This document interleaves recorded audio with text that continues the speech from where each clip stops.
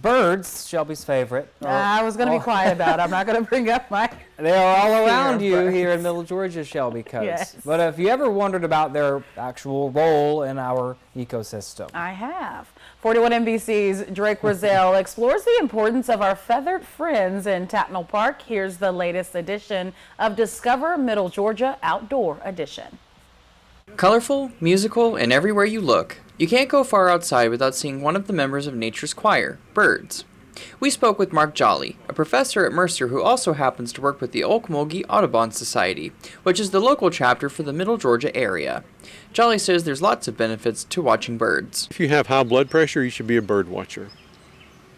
It is one of the most relaxing things you'll ever do. Plus, it creates a lot of movement for the birder to get out and follow trails and stuff, and so it's very good for the person. And beyond benefits to the birder, birds are good for the environment.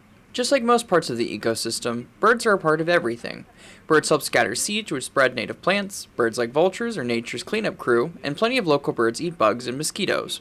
Jolley tells us there's about 340 different species of birds in Georgia, including the northern cardinal, wrens, mockingbirds, bluebirds, hawks, what some have coined Georgia's guard dogs, crows, and more.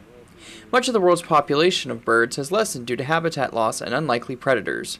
Reusing already developed spaces is a good way to help with the habitat loss, and for the unlikely predators, Jolley says it's important to get your cats spayed and not put them outside, as feral cats and outdoor cats kill about 1.7 to 2.4 billion birds a year in the U.S.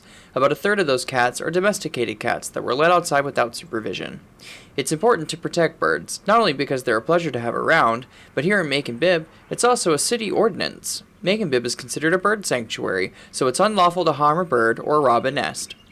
Also concerning nests, Jolley says if you find a baby bird that's fallen out of their nest, always put them back in it. Birds can't smell very well, and it's a myth that their mother will reject the baby if you touch it. You don't have to have any qualifications to be a birder, Jolley says. If you want to watch birds, you just have to do that. Watch birds. Anyone who watches birds at any level. So there are about 47 million bird watchers in this country.